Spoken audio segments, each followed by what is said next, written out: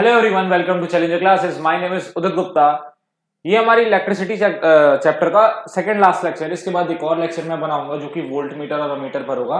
इस लेक्चर में हम लोग इलेक्ट्रिक पावर और हीटिंग इफेक्ट से जुड़े जितने भी न्यूमेरिकल्स एनसीईआरटी में हैं हम उनको सॉल्व करेंगे। हम एग्जांपल्स और एक्सरसाइज क्वेश्चंस की बात करें, इंटेक्स क्वेश्चन आप खुद से ट्राई करिएगा, ठीक है।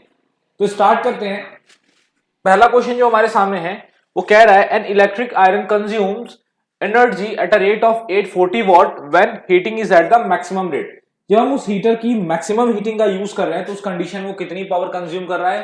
840 वॉट कंज्यूम कर रहा है। और जब मिनिमम रेट पर हम उसकी हीटिंग का यूज कर रहे हैं तो 360 वॉट पावर कंज्यूम कर रहा है। और दोनों ही केस में हमने जो सप्लाई कनेक्ट करी है वो 220 वोल्ट की सप्लाई कनेक्ट करी है।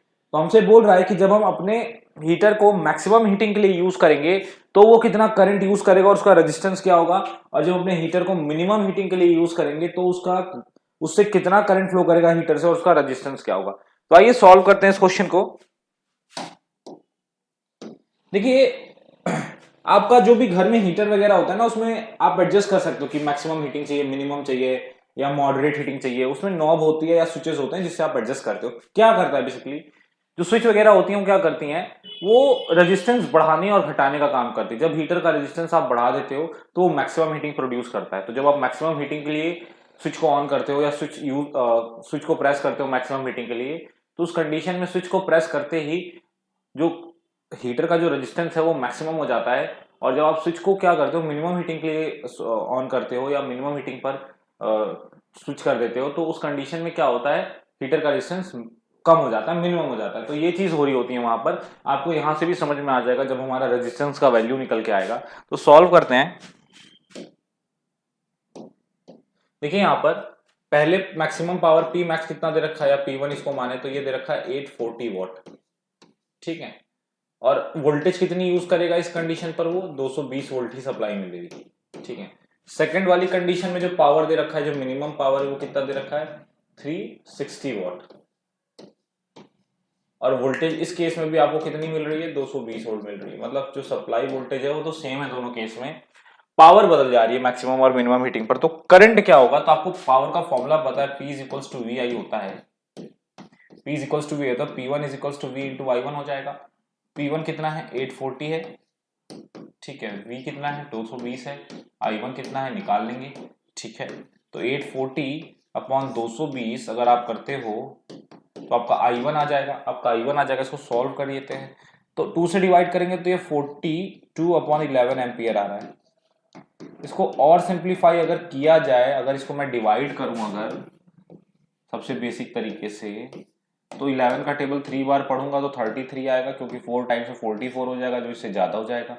तो कितना बचेगा, 7 to 9 9 बचेगा। पॉइंट लगाता हूं मैं यहाँ पर तो 0 बढ़ जाएगा। तो 8 टाइम्स जाऊंगा तो 11 8 88 होता है, 2 बच जाएगा, ठीक है। 0 लगाऊंगा तो 1 टाइम्स जाऊंगा अब तो ये 11 आएगा, 9 बचेगा, ठीक है। तो ये कितना आएगा, 2 डेसिमल प्लेस सफिशियंट है। अब 2 डेसिमल प्लेस तक जाइए, 3.81 एम्पियर आ रहा है। जो हमारा I1 आ रहा है वो 3.81 एम्पियर आ रहा है। अच्छा, जब पावर मिनिमम थी तब कितना वोल्टेज, तब कितना करंट था वो भी निकाल लेते हैं। पावर 360 वॉट है, वोल्टेज 220 वोल्ट है, I2 निकालते हैं।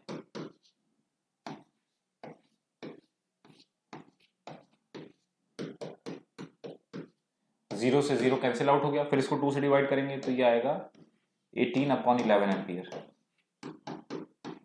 18 अपॉन 11, इसको भी सॉल्व करते हैं। 18 अपॉन 11, 11 1 11, 7 बचेगा, डेसिमल लगाएंगे 0, 6 टाइम जाएंगे, 66 बचा, 4 आया, 0 बढ़ाएंगे 3 टाइम्स जाएंगे तो 33 आएगा, फिर 7 बचेगा। तो हम 2 डेसिमल प्लेस तक जाएंगे तो आएगा हमारा 1.63 एम्पियर। देखिए, जब मैक्सिमम पावर यूज कर रहा था हीटर तो करंट भी मैक्सिमम फ्लो कर रहा था उससे, और जब मिनिमम पावर पर हीटर यूज हो रहा था तो जो करंट था वो भी मिनिमम हो गया था। अब हम रेजिस्टेंस निकालना है हमें दोनों केस का। हमें क्या निकालना है, दोनों केस का रेजिस्टेंस भी निकालना है। तो रेजिस्टेंस कैसे निकालेंगे, तो हम ओम्स लॉ लगाएंगे। हम जब पावर P1 था तो रेजिस्टेंस क्या था, तो उस कंडीशन के लिए हम ओम्स लॉ लगाएंगे V is equals to I1R1। उस टाइम का करंट हमें पता है, जब पावर P1 था तो करंट कितना था, ये था, वोल्टेज वहां पर 220 था, तो रेजिस्टेंस क्या होगा, ओम्स लॉ लगा करके हम इसको फाइंड आउट कर लेंगे। तो यहाँ पर वोल्टेज हो जाएगा 220, करंट कितना है 3.81 है। देखिए मैं आपको एक चीज बताता हूँ, डेसिमल वैल्यू से चीजों को सॉल्व करना मुझे तो मुश्किल लगता है भाई, तो मैं फ्रैक्शन वाला जो वैल्यू आया था उसका यूज करूंगा। तो मैं यूज करूंगा, पहले यहाँ लिख लेता हूँ 42/11 इंटू R1। तो ये 11 यहाँ डिवाइड हो रहा है, इधर आके मल्टीप्लाई हो जाएगा, और ये 42 इधर आकर के डिवाइड हो जाएगा, ठीक है, ये आ जाएगा R1। सॉल्व करते 2 से काटेंगे तो 21 टाइम्स आएगा और ये 110 टाइम्स आएगा, ठीक है। अब ये डिवाइड नहीं हो सकता, तो अब हम मल्टीप्लाई कर लेंगे, तो ये आ जाएगा 11 11 सा 121 होता है, ये जीरो भी बच रहा था तो जीरो लगा देंगे, तो ये आ जाएगा, ठीक है, R1 आ जाएगा हमारा। अब इसको क्या करना है, डिवाइड करना है सिंपल तरीके से जैसे हम करते हैं। तो कितना आ जाएगा 21 टाइम्स, इसको 5 टाइम्स जाएंगे, 5 टाइम्स आएंगे तो 5 1 5, 5 2 10, 105 आएगा। माइनस करेंगे तो क्या बचेगा, 6 बचेगा और 1 बचेगा, ठीक है। जीरो उतार लेंगे, ये जीरो जो बचा है इसको यहाँ उतार लेंगे। तो अब 160 है ना, तो 160 कितनी टाइम जाना चाहिए, 7 टाइम जाते हैं। 7 1 7, 7 2 14, 147 आ गया। ये कितना बचेगा, 3 बचेगा और 13 बचेगा। पॉइंट लगा देंगे तो जीरो बढ़ जाएगा। तो अब हम कितने टाइम जाएंगे, 6 टाइम्स जाएंगे, तो 6 1 6, 6 2 12, 126, 4 बचेगा, तो एक डेसिमल प्लेस तक आ गए। तो 57.6 हमारा आंसर आ रहा है, इसको लिख लेते हैं 57.6 ओम इज इक्वल्स टू R1, ठीक है। ये R1 आ गया, मतलब जब पावर 840 वॉट थी तो करंट कितना था, करंट था 3.81 एम्पियर, रेजिस्टेंस कितना था 57.6 एम्पियर था। अब यहां पर देखिएगा, अब इसके लिए भी हम सेम काम करने वाले हैं, हम V इक्वल्स टू IR ही लगाएंगे, क्योंकि हमें जब पावर 360 वॉट था तो उस टाइम का वोल्टेज और करंट पता है, तो रेजिस्टेंस भी हम निकाल सकते हैं वोल्टेज और करंट की मदद से। तो वोल्टेज कितना था 220, करंट कितना था, मैं वही बोलूंगा, मैं डेसिमल के साथ जाने से अच्छा मैं फ्रैक्शन के साथ प्रेफर करता हूँ। तो मैं I2 लिखूंगा 18/11 इंटू R2। 11 यहाँ डिवाइड हो रहा है तो इधर आकर के क्या हो जाएगा, मल्टीप्लाई हो जाएगा, और 18 यहाँ पर डिवाइड हो जाएगा R2। अच्छा 2 से काटेंगे तो 9 टाइम्स आएगा ये, और ये 110 टाइम्स आएगा, वापस से वही आएगा 1210। 11 110 को 11 से मल्टीप्लाई करना है, तो 110 को मत देखो, जीरो भूल जाओ भी, तो 11 और 11 को देखो, तो 11 11 सा 121, जीरो था एक्स्ट्रा, जीरो लगा दिया आपने, ठीक है, ऐसे हो जाएगा ये। अब आप क्या करोगे, 9 से इसको डिवाइड करोगे, तो मैं करता हूँ नॉर्मल जो डेसिमल होता है वही वाला, मतलब जो नॉर्मल मेथड हमें सिखाया था डिवीजन का, वो यूज करता हूँ। 9 1 9, कितना बचा, 3 बच गया, ठीक है, 1 उतार लेंगे तो 3 टाइम्स आएंगे, 9 3 27,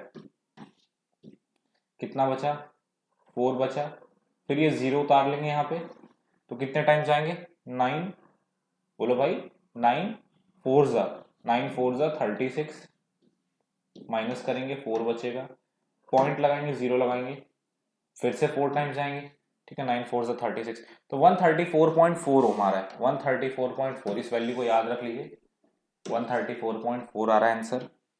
तो 134.4 ओम। देखिए हमने दोनों केस के लिए करंट और रेजिस्टेंस अपना निकाल लिया, दोनों ही केस का हमने करंट और रेजिस्टेंस क्या कर लिया, निकाल लिया। कैसे निकाला, पावर पता थी और उस पावर पर कितनी वोल्टेज है वो भी पता थी, तो हमने उससे P इक्वल्स टू VI का फॉर्मूला के करंट निकाला, करंट पता चल गया उस केस का, तो करंट और वोल्टेज पता चल गया, तो रेजिस्टेंस हमने निकाल लिया उस केस का। इस तरीके से हमारा क्वेश्चन सॉल्व हो गया, ठीक है। इसको पॉज करके लिख लीजिए या स्क्रीनशॉट ले लीजिए जो आपको सही लगे, और खुद से सॉल्व करिए इसको, और फिर मेरा सॉल्यूशन देखिए कि आप सही कर पा रहे थे कि नहीं। चलिए ठीक है, इसको लिखिए जल्दी से, आगे बढ़ते हैं। चलिए आगे बढ़ते अगले क्वेश्चन की तरफ। बहुत आराम से चीजों को लेकर के चल रहा हूं मैं, कोई जल्दी नहीं है, ठीक है, आराम आराम से करेंगे सब कुछ। चलिए अगला क्वेश्चन क्या है हमारे पास, अगला क्वेश्चन है 100 joule of heat are produce each second in a 4 ohm resistance. मतलब एक रेजिस्टेंस है जिससे हर सेकंड एक 4 ओम का रेजिस्टेंस है जिससे हर सेकंड 100 जूल की हीट प्रोड्यूस हो रही है। तो हमें बताना है find the potential difference across the register. तो उस रजिस्टर डिफरेंस के अक्रॉस कितनी वोल्टेज लगी है। आप ऐसे समझिए, मैं सर्किट बना के आपको समझाता हूं। जैसे मेरा रेजिस्टेंस है, इसके अक्रॉस मैंने कितने वोल्ट की बैटरी लगा दी, इसके अक्रॉस मैंने कितने वोल्ट की बैटरी लगा दी है या अच्छा यहाँ V वोल्ट की बैटरी, तो इसको भी V वोल्टेज मिलेगा। इस रेजिस्टेंस को कितना वोल्टेज मिल रहा है जिसकी वजह से ये 4 ओम का रेजिस्टेंस, ये 4 ओम का रेजिस्टेंस हर सेकंड कितनी हीट प्रोड्यूस कर रहा है? 100 जूल की हीट प्रोड्यूस कर रहा है, हमसे ये पूछ रहा है। तो हीट का फॉर्मूला अगर आपको याद हो तो H is equals to I square RT होता है। अब यहाँ करंट का कोई जिक्र नहीं है, हमें वोल्टेज को फाइंड आउट करना है। हमें वोल्टेज को अगर फाइंड आउट करना है तो या फिर एक काम हम ये भी कर सकते हैं, देखिए दो तरीके हैं, या तो आप पहले करंट निकाल लो फिर ओम्स लॉ लगा करके वोल्टेज फाइंड आउट कर लो, या डायरेक्टली आप यहीं पर जो है करंट को सब्स्टिट्यूट कर दो वोल्टेज के टर्म से। किसे सब्स्टिट्यूट कर दो? वोल्टेज के टर्म से। कैसे करेंगे? हमें पता है जो इस सर्किट में फ्लो होने वाला करंट या जो रेजिस्टेंस को मिलने वाला करंट है और वोल्टेज, उनका रिलेशन क्या होता है? V equals to I R होता है, ठीक है। तो I क्या हो जाएगा? V बाय आर हो जाएगा। तो जो जो करंट है आपका, जो करंट रेजिस्टेंस को मिल रहा है उसको आप V बाय आर से भी रिप्रेजेंट कर सकते हो। तो मैं क्या करूंगा, मैं करंट की जगह पर V बाय आर लिख दूंगा,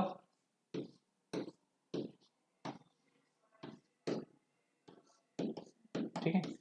स्क्वायर करता हूं मैं इनको, एक आर से एक आर कट जाएगा, क्या बचेगा?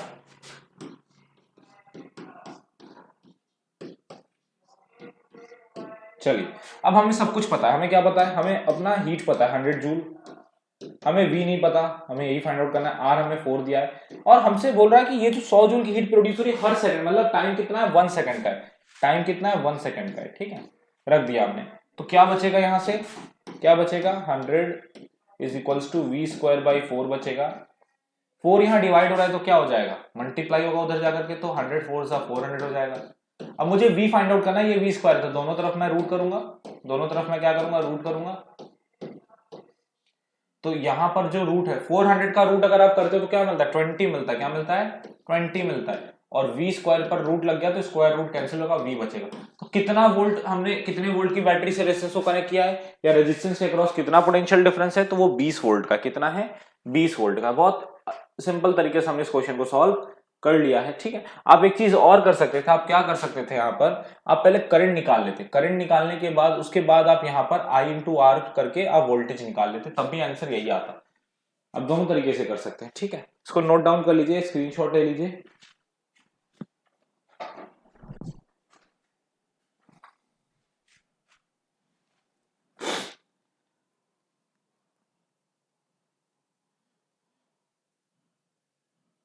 चलिए आगे बढ़ते हैं।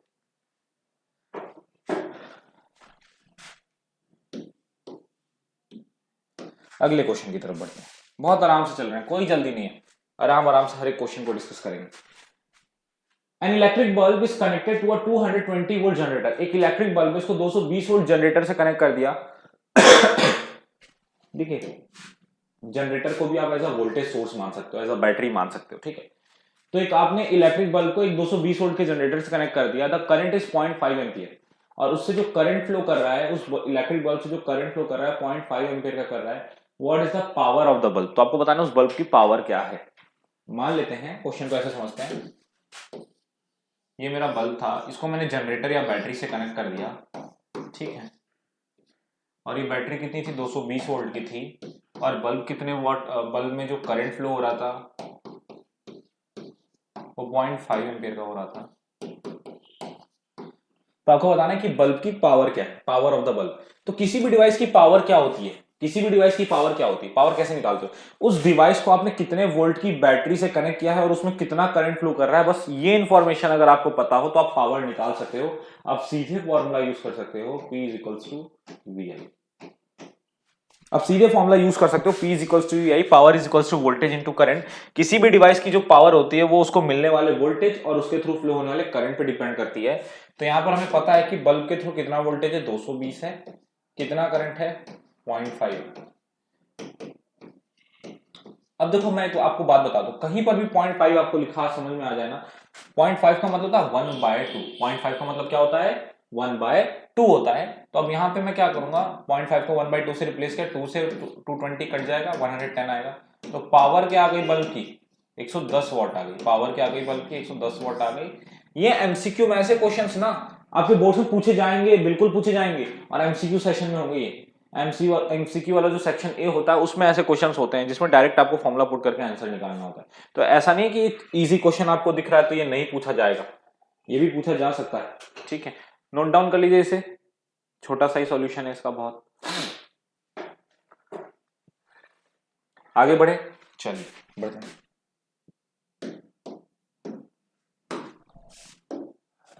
अगला क्वेश्चन क्या है,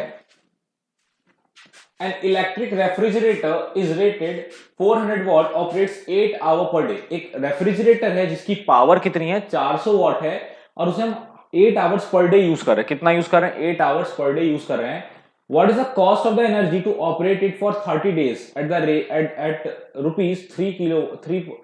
eight rupees 3 per kilowatt hour. मतलब एक रेफ्रिजरेटर है जिसकी पावर है 400 वॉट, और उसे हम हर दिन 8 घंटे यूज कर रहे हैं, हर दिन हम उसे 8 घंटे यूज कर रहे हैं। तो हमें बताना पड़ेगा कि कितना पैसा हमें देना पड़ेगा, जितनी एनर्जी हम खर्च कर रहे हैं उस अकॉर्डिंग हमें कितना पैसा देना पड़ेगा अगर हम उसे 30 दिन तक यूज करते हैं। और पर किलोवाट आवर का जो खर्चा है वो 3 रुपए का है पर किलोवाट। किलोवाट आवर हमारी इलेक्ट्रिकल एनर्जी होती है, अगर आपने पढ़ा होगा तो किलोवाट आवर आपकी क्या होती है, इलेक्ट्रिकल एनर्जी होती है। तो अगर 1 किलोवाट आवर आप यूज करो तो 3 रुपए खर्च करोगे, तो उस अकॉर्डिंग आपको कितना पैसा देना पड़ेगा, ठीक है। तो देखिए इलेक्ट्रिकल एनर्जी को कैलकुलेट करने का जो फॉर्मूला होता है वो होता है power into time.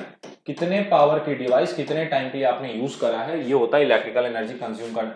Electrical energy कितनी कंज्यूम हुई है इसको निकालने का तरीका, जिसमें आप टाइम को आवर में और पावर को किलोवाट में रखते हो। पावर को किस में रखते हो, किलोवाट में।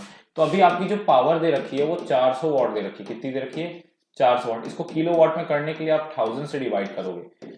वॉट से किलोवाट में जब हम जाते हैं तो 1000 से डिवाइड करते हैं, ठीक है। तो क्या आएगा 4/10, 4/10 किलोवाट या फिर 0.4 किलोवाट, 0.4 किलोवाट। पावर किलोवाट में, टाइम आपका दे रखा है। अब टाइम की अगर मैं बात करूं, टाइम की अगर मैं बात करूं तो ये 8 घंटे पर डे यूज हो रहा है, तो 30 दिन टोटल यूज कर रहे हैं उसको। तो 30 दिन में कितना खर्चा है, अगर एक दिन में 1 डे में अगर एक दिन में 8 घंटे यूज हो रहा है तो 30 डेज में कितना यूज होगा, 30 का मल्टीप्लाई कर दो, 30 इंटू 8, तो कितना आ जाएगा 240 आवर। टोटल कितना कितना टाइम यूज हो रहा है, वो टोटल यूज हो रहा है 240 आवर यूज हो रहा है वो। तो हमें पावर भी पता है और टाइम भी पता चल गया। कैलकुलेट कर लेंगे इसको, इस चीज को हम कैलकुलेट कर लेंगे, एनर्जी कितनी कंज्यूम कर रहा है। तो एनर्जी का फॉर्मूला क्या हो जाएगा, पावर इंटू टाइम हो जाएगा। पावर कितनी 0.4 किलोवाट, टाइम कितना 240, ठीक है। अब यहां पर देखो एक बहुत बेसिक चीज है, यहाँ डेसिमल है ना, डेसिमल के बाद एक नंबर और यहाँ 0 है। तो आप क्या कर सकते हो, आप इस डेसिमल को हटा सकते हो। डेसिमल हटाने के लिए आपका 0 यूज हो जाएगा। तो क्या हो जाएगा 4 इंटू 24 बचेगा। क्या बचेगा, 4 इंटू 24 बचेगा, ठीक है। तो 4 इंटू 24 बचेगा, तो 4 4 16, 16 का 6 carry 1, 4 2 9, 96 kilowatt hour. 96 kilowatt hour आपकी एनर्जी कंज्यूम हुई है, जिसको आप 96 यूनिट्स भी बोल सकते हो। कितना बोल सकते हो, 96 यूनिट्स। हमारे घर में जो यूनिट आती है ना वो एक्चुअली यही होती है। हमारे घरों में यूनिट जो आती है ना, 10 यूनिट, 20 यूनिट, 50 यूनिट जो आप खर्च कर रहे हो, वो यही है कि आप कितने पावर की डिवाइस कितने देर के लिए आपने यूज किया पूरे महीने, उस अकॉर्डिंग आपकी बिजली का बिल आता है। ऐसे ही कैलकुलेट होता है। तो यहां पर आपसे बोल रहा है कि 1 किलोवाट का जो प्राइस है, 1 किलोवाट आवर का जो प्राइस है वो 3 रुपीज है, वो 3 रुपीज है। 1 किलोवाट आवर का जो प्राइस है वो 3 रुपीज है। तो 96 किलोवाट आवर का प्राइस कितना हो जाएगा, 96 किलोवाट आवर का प्राइस कितना हो जाएगा, तो आप क्या करोगे 96 इंटू 3 कर दोगे। तो क्या हो जाएगा 3 6 18, कैरी 1, 327 28, 288। कितना आ जाएगा, कितना आ जाएगा 288 रुपीज आ जाएगा। कितना खर्चा आएगा 288 रुपीज आएगा अगर आप उसे 30 दिन के लिए यूज करते हो, और हर दिन अगर आप 8 घंटे यूज करोगे तो 288 रुपीज का खर्चा आ जाएगा। इसको नोट कर लीजिएगा, नोट कर लीजिए। मैं हट जाता हूँ, साइड हट जाता हूँ थोड़ा।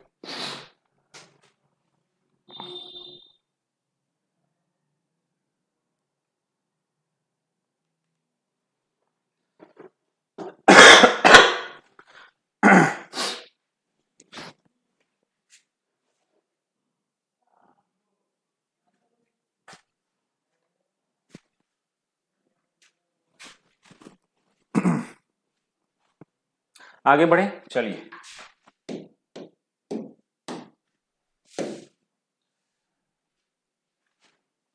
क्वेश्चन क्या है, several electric bulbs design to be used at 220 volt electric supply.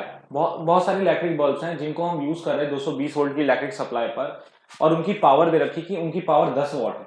How many lamps can be connected in parallel with each other across the two wires of 220 volt line. हम कितने ऐसे 10 what के bulb parallel में connect कर सकते हैं 220 volt से, if the maximum allowable current is 5 ampere, ताकि जो मैक्सिमम करंट उस सर्किट में फ्लो करे या उस बैटरी से निकले या उस सप्लाई से निकले वो 5 एम्पीयर का निकले। क्वेश्चन क्या कहना चाह रहा है? क्वेश्चन ये कहना चाह रहा है कि हमारे पास बल्ब है या लैंप है, हमें नहीं पता कितने हैं, लेकिन हमारे पास लैंप है, हमसे पूछ रहा है कि हम कितने ऐसे लैंप को, कितने ऐसे लैंप्स को, कितने ऐसे लैंप्स को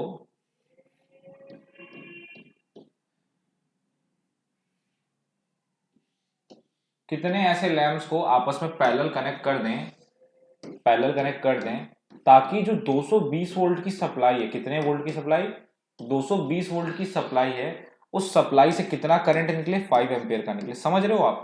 10 वॉट के ऐसे बल्ब हैं जिनको हमें पैरेलल में कनेक्ट करना है, सारे 10-10 वॉट के। हमसे पूछ रहा है कि कितने ऐसे 10 वॉट के बल्ब को मैं पैरेलल में कनेक्ट कर दूं ताकि जो मैक्सिमम करंट फ्लो हो सर्किट में, मतलब जो बैटरी से निकले वो 5 एम्पीयर का निकले। Maximum allowable current is 5 ampere. तो अब ये बल्ब है तो जिनके पास 10 वॉट की पावर, इनका कुछ रेजिस्टेंस भी होगा, तो इनका जो ओवरऑल रेजिस्टेंस होगा, इन बल्ब का जो ओवरऑल रेजिस्टेंस होगा, इन सभी बल्ब का जो ओवरऑल रेजिस्टेंस होगा, उसी रेजिस्टेंस पर डिपेंड करेगा कि सर्किट से कितना करंट निकलेगा। देखिए मैंने आपको पहले ही बताया, अगर कोई भी सर्किट है तो उससे वो सर्किट कितना करंट ड्रॉ कर रही है वो डिपेंड करता है कि उसमें टोटल कितना रेजिस्टेंस लगा हुआ है। एक रेजिस्टेंस या दो रेजिस्टेंस, कितना एक रेजिस्टेंस लगा है, दो रेजिस्टेंस लगा है, उस पर डिपेंड नहीं करता। जितने भी रेजिस्टेंस लगे वो टोटल उनका जो ओवरऑल जो रेजिस्टेंस है उस पर डिपेंड करता है कि जो सर्किट है उससे कितना जो है करंट निकलेगा। तो अगर हमें पता है कि सर्किट से निकलने वाला टोटल करंट 5 एम्पीयर है और सर्किट को जो मिलने वाला सप्लाई 220 वोल्ट है, तो सर्किट में टोटल कितने रेजिस्टेंस लगा है वो आप V = IR से निकाल सकते हैं। अब V = IR से ये निकाल सकते हैं कि टोटल कितने रेजिस्टेंस पैरेलल में, मतलब टोटल जो रेजिस्टेंस है उनका पैरेलल कॉम्बिनेशन कितना कितना उनका है। ठीक है, तो यहां से आप उस चीज को पहले फाइंड आउट कर लीजिए। ठीक,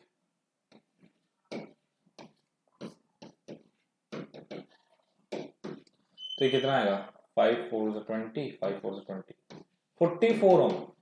जो टोटल रेजिस्टेंस का कॉम्बिनेशन है वो 44 ओम है, मतलब 10 वॉट 10 वॉट 10 वॉट के पावर के जितने भी बल्ब है, अगर इनका टोटल हम पैरेलल कॉम्बिनेशन देखें तो 44 ओम आ रहा है।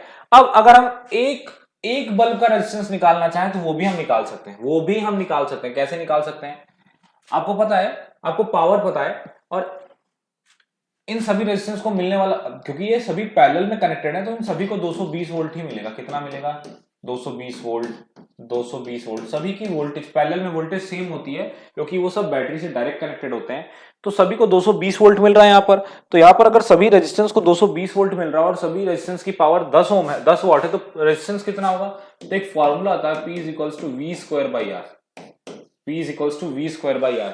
पावर का फॉर्मूला होता है P = V। मैंने 3 फॉर्मूले पावर के डिस्कस करे थे अपने प्रीवियस लेक्चर में, उसमें से एक फॉर्मूला होता है P = V²/R। पावर आपको पता है, कितना वोल्ट इनको मिल रहा है ये भी आपको पता है, तो रेजिस्टेंस क्या होगा? तो हम क्या करते हैं, रेजिस्टेंस निकालते हैं।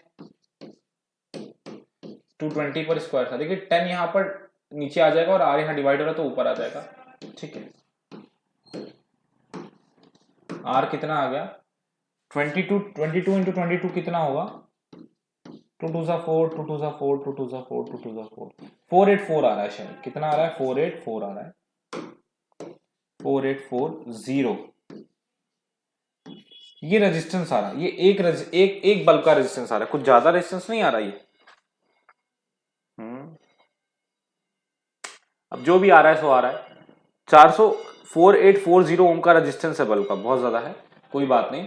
तो अब हम क्या करेंगे, हमें पता है कि 4840 ओम के जो टोटल रेजिस्टेंस है वो कितने हैं, उनका टोटल कितना हो जाएगा, पैरेलल कॉम्बिनेशन का टोटल कितना हो जाएगा, 44 ओम हो जाएगा। तो हमें पता है पैरेलल कॉम्बिनेशन निकालने का तरीका क्या होता है, 1/RP = 1/R 1 + 1/R2 + 1/R3।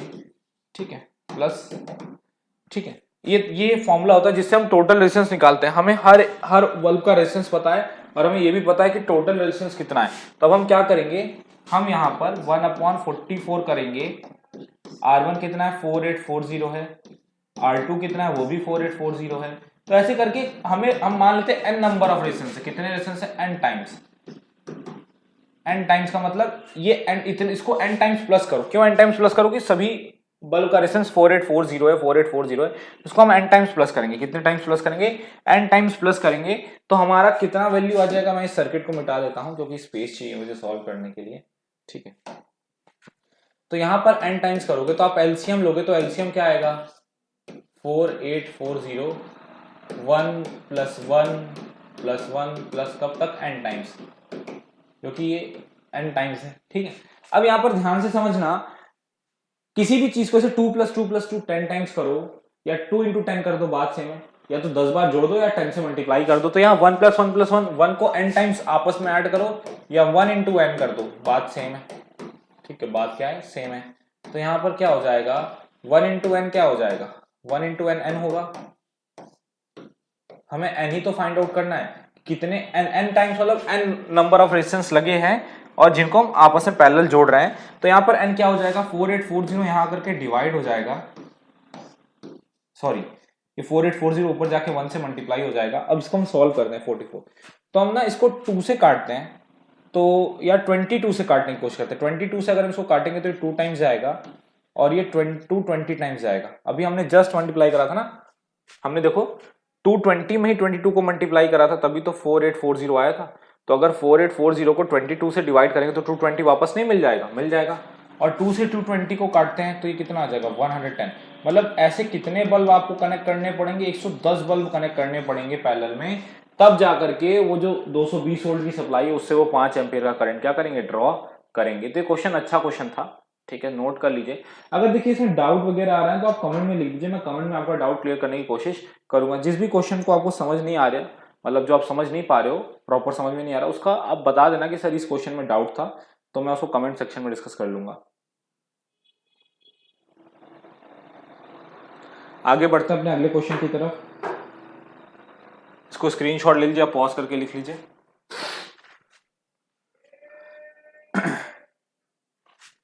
बहुत आराम से हम चल रहे हैं, कोई जल्दी नहीं है, चीजों को बहुत आराम से डिस्कस कर रहा हूं मैं,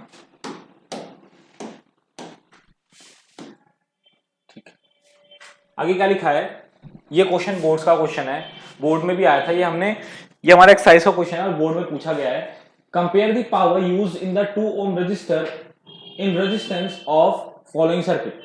हमें जो भी दो सर्किट्स दी हुई हैं फर्स्ट एंड सेकंड केस में, उसमें क्या करना है, जो 2 ओम रजिस्टर की जो पावर है, compare the power used in 2 ohm resistor in each of the following circuits. तो इसमें जो भी सर्किट्स लगे उसमें पावर देखना है कि किस वाले सर्किट में जो है वो पावर जो है 2 ओम की ज्यादा है या कम है। तो पहले वाले पार्ट की अगर हम बात करें, पहला पार्ट देखें तो पहले पार्ट में क्या बोल रहा है, a 6 volt battery in series with 1 ohm and 2 ohm resistor. एक 6 वोल्ट की बैटरी है, 6 वोल्ट की बैटरी है जिसमें 2 रेजिस्टर लगा है सीरीज में, ठीक है। एक 1 ओम का लगा है और एक 2 ओम का रेजिस्टर लगा है और यहाँ 6 वोल्ट की। तो इससे करंट निकलेगा, इसमें करंट जाएगा, जो करंट 1 ओम में जाएगा क्योंकि सीरीज है, वही करंट 2 ओम में जाएगा, ठीक है। अब हमें पावर बतानी है, तो देखिए यहां पर पावर क्या होता है, पावर के 3 फॉर्मूले आपको पता है।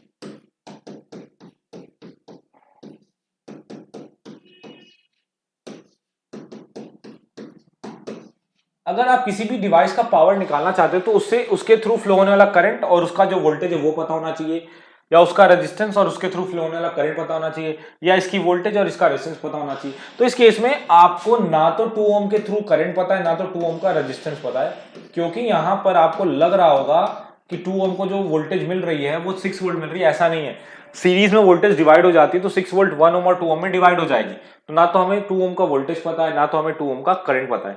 तो हम क्या करेंगे, हम इस कंडीशन में पहले सर्किट का करंट निकाल लेते हैं। तो सर्किट का करंट निकालेंगे कैसे, तो जो सर्किट का करंट होगा सॉरी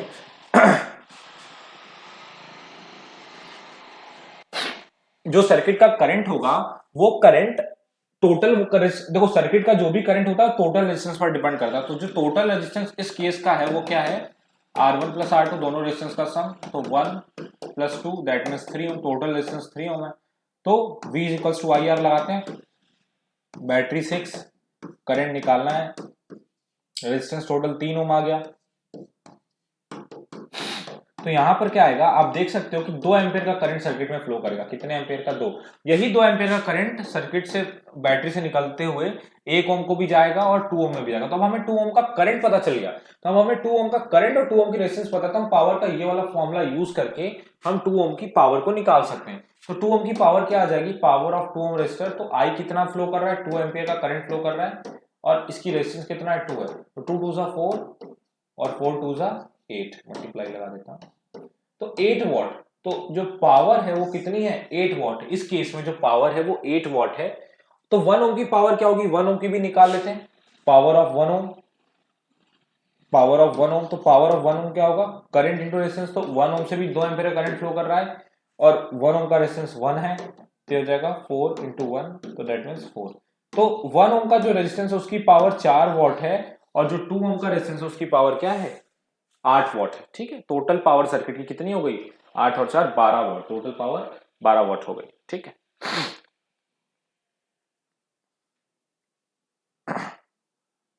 चलिए अगला पार्ट क्या बोल रहा है? A 4 volt battery in parallel with 12 ohm and 2 ohm resistor. अब हमारे इसको लिख लीजिए, इसको मैं इरेज करूंगा।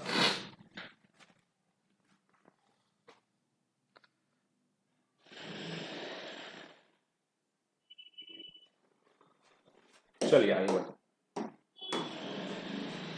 अब बैटरी 4 वोल्ट की है,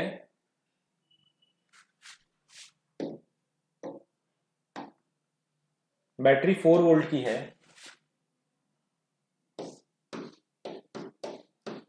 और इस 4 वोल्ट की बैटरी के साथ दो रेजिस्टेंस पैरेलल में है। एक 12 वोल्ट 12 ओम का है और एक 2 ओम का है।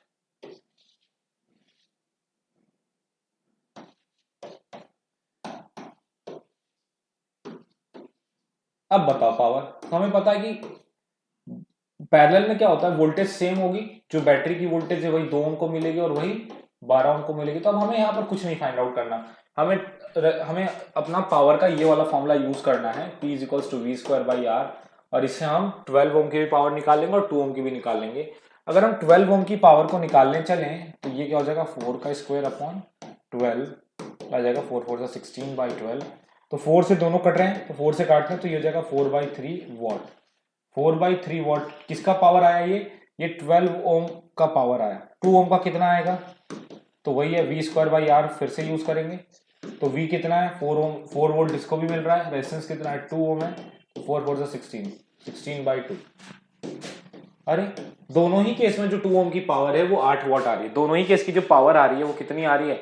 8 वॉट आ रही है, 8 वॉट आ रही है। दोनों ही केस में जो पावर आ रही है वो 8 वॉट आ रही है। ठीक है, तो सेम पावर है। चाहे आप 6 वोल्ट की बैटरी के साथ 1 और 2 ओम का रेजिस्टेंस सीरीज में लगाओ तब भी 2 ओम को 8 वॉट की पावर मिलने वाला है। और चाहे आप 4 वोल्ट की बैटरी के साथ 12 ओम और 2 ओम की मतलब रेजिस्टेंस को पैरेलल में लगाओ तो भी 2 ओम को 8 वॉट का ही पावर मिलने वाला है। इस तरीके से क्वेश्चन हो गया। ठीक है, दोनों ही कंडीशन में सेम पावर मिल रही है। लिख लीजिए इसको।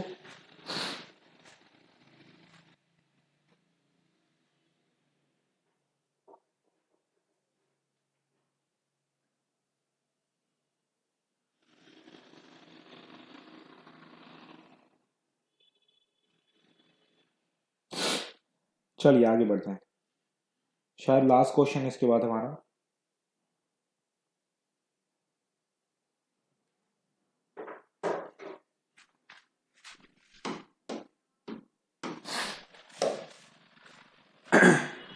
Two lamps, one rated 100 watt at 220 volt and other 60 watt at 220 volt. मतलब दो लैंप्स हैं, एक 100 वॉट यूज करता है 220 वोल्ट पर और एक 60 वॉट यूज करता है 220 वोल्ट पर। Are connected in parallel. ये कैसे कनेक्टेड है? पैरेलल में कनेक्टेड है। टू इलेक्ट्रिक मींस एक सप्लाई है जो 220 वोल्ट की सप्लाई उससे कनेक्टेड है, पैरेलल कनेक्टेड है। What current is drawn from the line if the supply voltage is 220 volt. तो जो 220 वोल्ट है उससे कितना करंट मतलब सर्किट में जा रहा है? करते हैं इस क्वेश्चन को।